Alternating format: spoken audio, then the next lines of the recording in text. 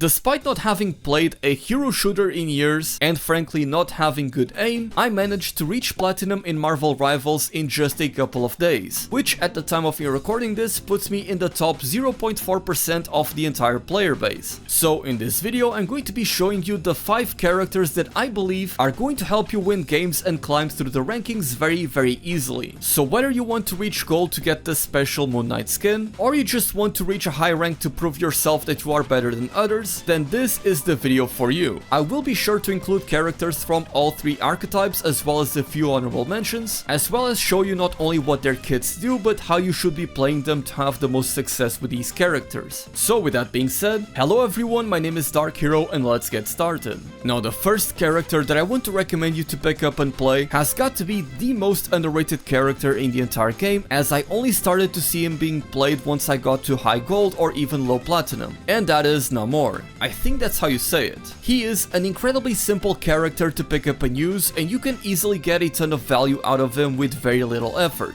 Your E is going to summon these octopuses that you can have up to 2 of them that will act as turrets targeting and damaging enemies that appear in their line of sight.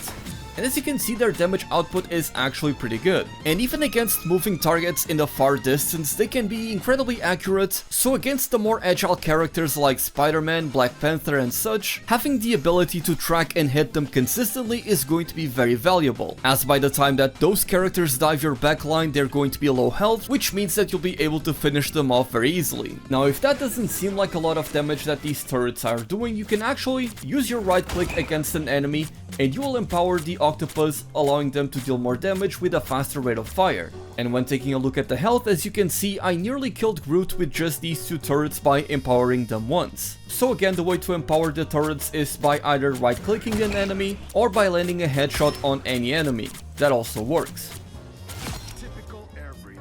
That was a bit racist. And the really cool thing about these octopuses is that you can place them just about anywhere, so you can find some really awkward angles for you to be able to place them and still hit the enemies without those enemies being able to target them comfortably. So for example, if you are playing in a payload map, you can get behind the enemy lines and place the octopus in a way that is hard for them to detect where they are, right click an enemy and have them dealing a lot of damage to the enemy backline. And while this may not necessarily lead to a direct kill, it's going to put a lot of pressure on the enemy team as they need to turn around and start focusing the turrets so that they don't deal more damage, or the strategist will need to heal the backline, at which point they're not focused on the front line, which allows the rest of the team to push forward. So in a way, you're going to be playing Namor as a disruptor, kind of like you would with any backline assassin, but you can still play him at a long range and use those turrets in any way you like. And I should also mention that his regular left click is also pretty good. It does a really good amount of damage, and the same thing goes for the right click, even though it does not trigger a headshot. So yeah, do not underestimate this guy's ability to deal damage. And if you find yourself in a bad situation being pressured by the enemies because you pushed too far into their backline and your strategists cannot get to you to heal you back up, well, for one, you can actually glide down with Namor as you hold down the spacebar like so, and your shift ability puts you into this avatar state where you are completely safe from anything for about 3 seconds, and you can move around freely for a little bit even though you're going to be a little bit slower.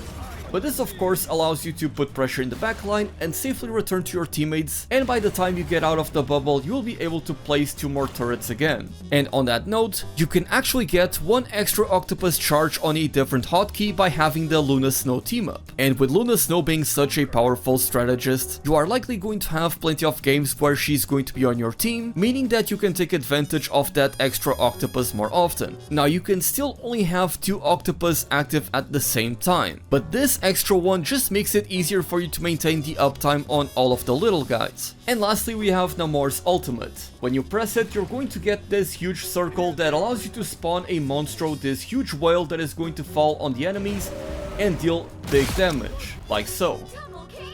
Now, more often than not, you're not going to be able to get more than 1 kill with this, because when you activate this ultimate, it makes a huge sound effect, it takes a long time for it to fall down, and people will have time to react, especially as you get into the higher ranks, and coupling this together with your octopuses is going to allow you to put a lot of pressure on your enemies. And even if you don't kill your enemies with this ultimate, you're actually going to knock them back, like so, and that is going to give you some additional time for you and your team to deal more damage and deal with the enemies. Again, don't quite expect to always land the inner circle of this ultimate, because that's where you deal the most damage, that is where you one-shot most characters, but just being able to cover an entire choke point with the ultimate together with your turrets is going to be more than enough for you to get a push. So yeah, do not be sleeping on this guy, I really do believe that he is very powerful. And hey, if you can't aim, you can let the turrets do the talking for you. Now the next character that I would recommend you to pick up and play to climb higher in the ranked ladder is also another character that I think people are underplaying just how powerful they are. And that is Cloak and Dagger. Now I know a lot of people want to play as a duelist, but if you are queuing ranked and you want to climb, there's going to be moments where you simply do not have a single person in your lobby that wants to play as a strategist.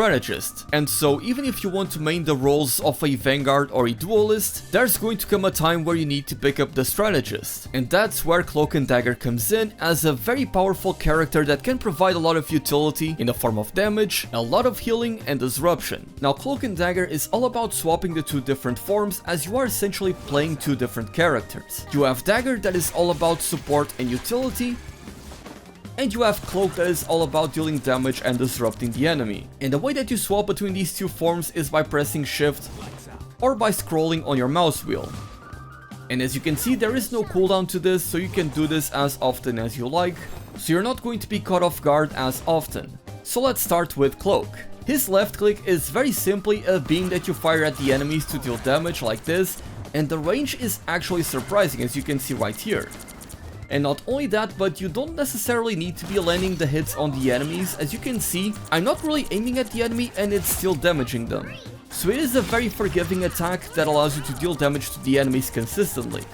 It doesn't track quite as well as a Moira beam, for example, so it's not like the Scarlet Witch that is going to stay on the opponent as long as you hold left click, but this is going to allow you to damage the faster characters like Spider-Man or Black Panther whenever they start jumping around all over the place. Then your E ability throws out this big wall that makes the enemies blind for a short period of time, while also damaging the enemies and making them take more damage. As you can see, they get enveloped in this purplish effect, and that means that they actually take more damage from you and from your allies. Not a lot of people know about this, so make sure that you coordinate this with a big ultimate from your teammates to deal more damage. Another very powerful thing about the Cloak is the ability to shroud yourself by pressing right click, and while you are in this form you become untargetable. That is to say that if I put myself here and the enemy is shooting at me, if I press shift, they are no longer shooting at me.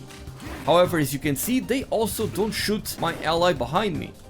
Everyone that is enveloped in the shroud becomes untargetable, and with a lot of characters and ultimates like the Jeff ultimate being especially problematic in the lower elos, you can actually protect not only yourself but your entire team by simply pressing this the moment that you see that that ultimate is going to come off. And in a dicey situation you can even do something like this, where you throw down that, go into the shroud, and your teammates are going to be healing up while they're going to be dodging incoming attacks. But I'm getting ahead of myself, because that was an ability from Dagger. As I said, Dagger is all about support and providing utility, so when you press left click as Dagger, you're going to be firing these daggers at your allies and you're going to be healing them. And the really cool thing about Dagger is that these daggers are actually AoE, because as you can see, I'm only hitting the ally on the left, and my ally on the right is also healing for a little bit. Like so. This is naturally going to make your job of healing your entire team a lot easier. Another thing that can help you in this regard is the E ability. You throw out this shield that is going to slightly heal your teammates, and for a short duration is going to make it so that the healing that they get is increased. So you can use this ability in a pinch to allow yourself to quickly heal your teammates and then focus your attention elsewhere. Now that being said, Dagger's left click can actually be used on the enemies like this, and it does target them very easily. It has a lot of range as well, so you can be quite comfortable poking the enemy from a distance like this. You're not entirely useless whenever the enemy is fully topped up, and you don't need to swap into Cloak to deal damage from here. You can actually stay in Dagger form, heal your allies like this, and then deal damage to the enemies and continue to heal your allies. And then you have your right click, which is also an insanely powerful ability. You get this big AoE where everyone inside it is going to get healed for a pretty long time. I believe the duration is about 5 seconds or so, which is definitely a lot of time. So during a team fight, what I will often do is just throw this out at someone that is in a relatively safe position but needs a bit of healing, and then focus on somewhere else that is actively fighting the enemy and needs more of my attention. And another important mechanic about the Cloak and Dagger is that you don't want to actually reload your weapon as Dagger. Cloak doesn't have this problem because his ammunition is infinite, but Dagger on the other hand, as you can see right here, you're eventually going to run out of ammo, and then you have this animation to reload it. Well, the best way to go about this is that whenever you run out of ammo, you can simply swap to Cloak and then swap back to Dagger, and your ammo is going to be replenished. So not only do you cut down on the timing it takes for you to reload the weapon to then be able to heal again, but it also allows you to maybe throw out an E, use your right click on your teammates, and then go back to Dagger to heal them back up to full. And lastly, we have Cloak and Dagger's ultimate, which is the same on both forms, and this ability is pretty insane. Whenever you activate it, you get to dash wherever you want. You can move your camera around and that is going to dictate wherever you go. You get these 3 different dashes and you leave this big trail wherever you go. And this trail will not only deal damage over time to your enemies that step on top of it, but is also going to heal your allies. And the healing that you get from them is actually very significant. It is one of the biggest health boosts that you can get in the entire game, as it allows you to tank through pretty much any ultimate that isn't a one-shot in the game and stays active for a very decent amount of time. So that is going to give you enough time to get back all of your cooldowns too. By the time you finish that ultimate, you can then use them back up to restore the health of your team, go into the Shroud, throw a blind as well.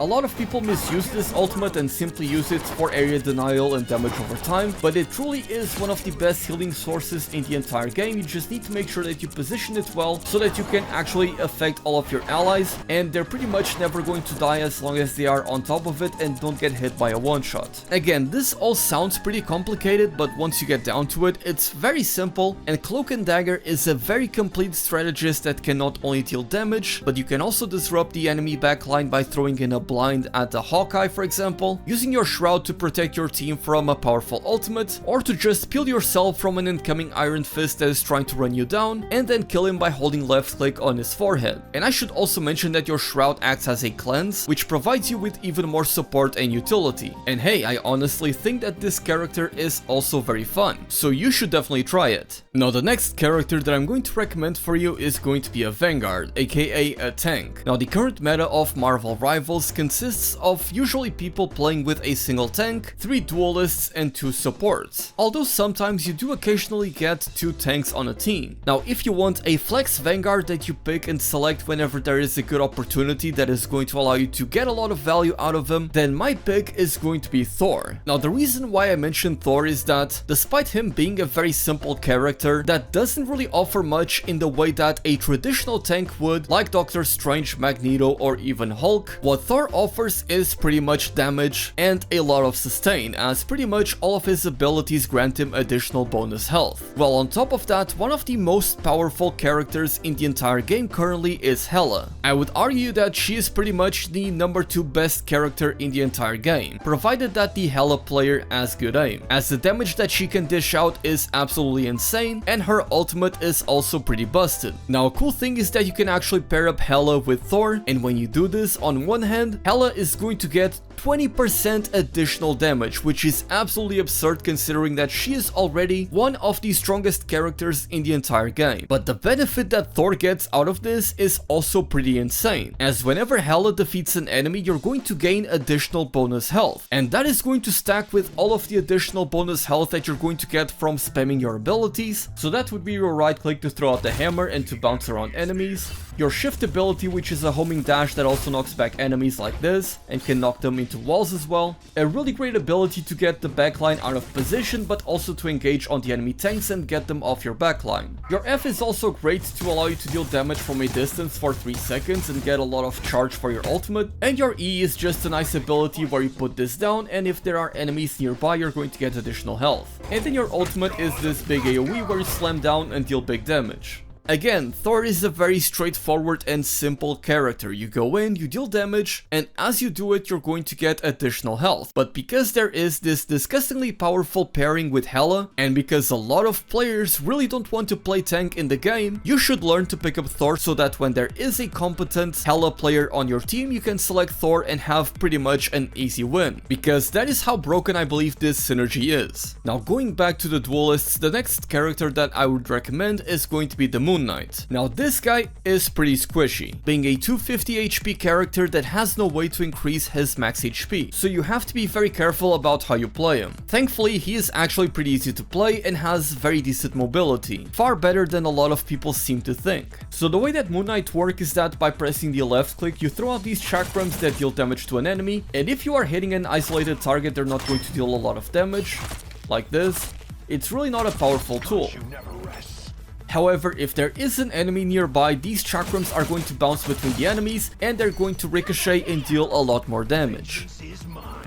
So this is great for you to throw at choke points where there is a lot of enemies, and the damage that you deal by not even landing headshots is going to be crazy. And with your E ability, you're going to put down this Ankh.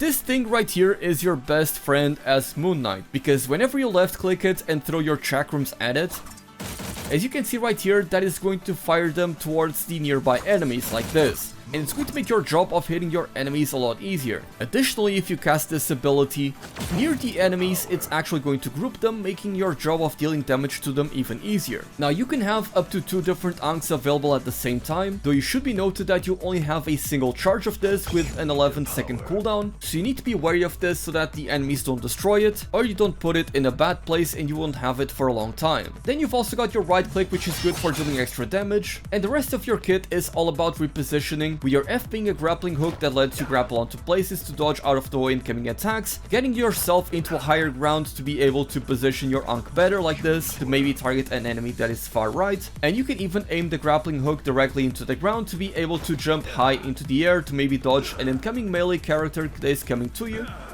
And if you double tap spacebar, you've also got this big jump, and you can hold shift to glide around to also get some additional mobility. Because again, remember that Moon Knight is a very squishy character with a very low amount of HP, so you want to make sure that you don't take a lot of damage. And the best thing about Moon Knight is that you can very often get your ultimate very early into a round. Sometimes I'm able to get it before we even get a single kill into the game, because I just throw out an Ankh at the enemy group, and I'm able to spam left click for a long time without them destroying it, and that is going to rack up damage. The enemy strategists are going to be busy, you're going to be disrupting the enemy team for a little bit, and that is going to give time for your front line to move in and maybe execute and get a kill or two. Now, because Moon Knight is very dependent on his E, and as you get into the higher ranks, people are going to know how to deal better with his E, but it's still going to be a damaging and effective disruptive tactic, so it still remains a powerful character in the higher ranks. It's just that he is not this insanely broken thing like he is in the lower ranks between bronze and gold, where a lot of people are not immediately going to predict wherever you put your Ankhs and are not going to immediately shoot at them. So out of all of the characters on the list, this is likely the character that is going to do the best at getting you out of the lower ranks, but can become a little bit trickier once you get to the high ranks. But even so, Moon Knight is a very easy character to pick up and play that can be very rewarding, especially if you get creative with your E placements. Now, before we get to the final character that I want to recommend to you guys, I actually do have a couple of honorable mentions that are very good characters that are especially powerful at getting out of the lower ranks. The first one is going to be the Iron Fist. This was actually my main when the game first released, being the easiest to pick up and play melee character, with a very simple to execute combo allowing you to keep pressure on the backline of the enemies, and also being self-sustainable thanks to his E and having a parry that allows you to deal increased damage. There's a lot of memes floating around in the community about Iron Fist being overpowered and destroying the backline of the enemy teams, but truth be told, I had to drop him as I got to the higher ranks, and as I tried to reach Diamond, he's probably going to be a character that I only take out whenever there is a strong frontline that I need to defeat, like maybe if the enemy is playing Groot and Magneto for example, because once you get to the higher ranks, it's really hard to get a kill with Iron Fist, because despite being a melee character, he doesn't have the burst damage that the other melee characters do that allows you to one-shot a character before a strategist starts to heal them. But because the lower ranks do not know how to play into Iron Fist, they will shoot whenever he is blocking, or they will find themselves in bad positions and the Iron Fist will be able to go in and clean them up. It's a character that you can easily pick up and play and is going to do very well for you up until you reach Platinum.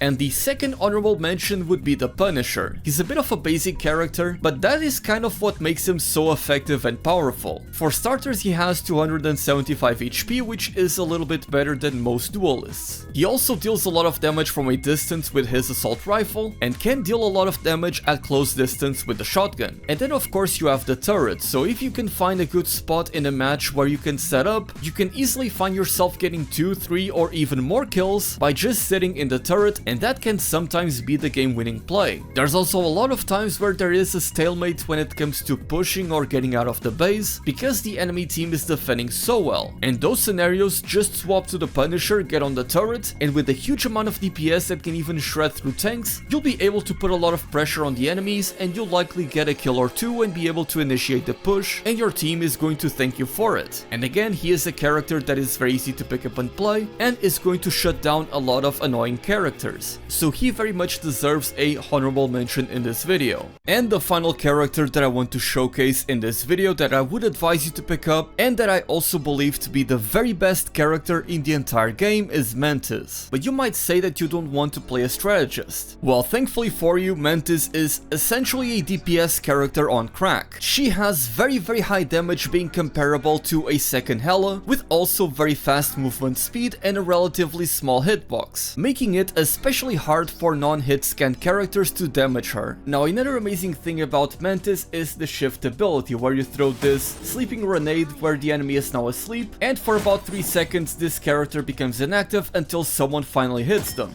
like so. And if you are dealing with a squishy character, you can simply put them to sleep, and like this you can kill them very easily. And of course, if it's a tank, you can just put them to sleep and focus on the rest of the enemies. Now, the way that Mantis works is that for one, she can use her right click to heal her teammates, and she can also use her E or F abilities to empower herself or her allies. So if I use E on this Galactabot right here, I'm going to make it deal more damage, making it easier for your allies to kill your enemies. Now, the Mantis damage boost can be kinda wonky for characters like Hela or Hawkeye, where it doesn't really change their time to kill, as most kill thresholds don't really move. They still one-shot or two-shot the same characters, but it just becomes a lot more consistent against heals or shields that are being provided by the enemy strategists. Now, admittedly, Mantis is not the best dedicated healer because she needs to divide her resources into improving your own damage, improving the damage of your teammates, and also your right click to heal your teammates. So it's not ideal to play Mantis as a solo healer. That being said, Mantis has a great ultimate that provides massive healing over time, with the excess healing becoming max health, so even if you use it a bit early into a fight, you still get a lot of value out of it, and you also provide some extra movement speed for your teammates, allowing you to engage on the enemies or run away from a particularly powerful ultimate. It doesn't stay active for a very long time, but it's enough for you to win a fight most of the time. And naturally, while your ultimate is active, you don't need to worry about healing your teammates, and you can instead spend your life orbs on boosting your damage or that of your teammates. That being said, Mantis is the character that requires the most aim out of all of the characters that I have mentioned so far, as you really want to land those headshots because they deal a ton of damage, as it nearly two-shots every squishy in the game, but also for the fact that whenever you land a headshot on an enemy, you'll be generating more life orbs to be able to spam your abilities. But as I said before, I do believe that Mantis is currently the very best character in the entire game, and even if you don't have an amazing aim and you're missing a strategist on the team, then Mantis is more than going to make up for it. And I mean, trust me on that. I've had games where we had 3 strategists on the same team and Mantis was still cranking out a ton of damage, so yeah, you should definitely get used to playing Mantis because this character is certainly going to help you rank up very easily. And there you have it, these are the characters that I would recommend you all to pick up and play to start improving and quickly climb through the ranks. Having said that, let me know which characters you're using currently in Ranked and what your rank goal is. And if you want to see more videos like this, then please subscribe to the channel, as I do have a lot of content to make on Marvel Rivals. With that being said, my name is Dark Hero and thank you all so much for watching.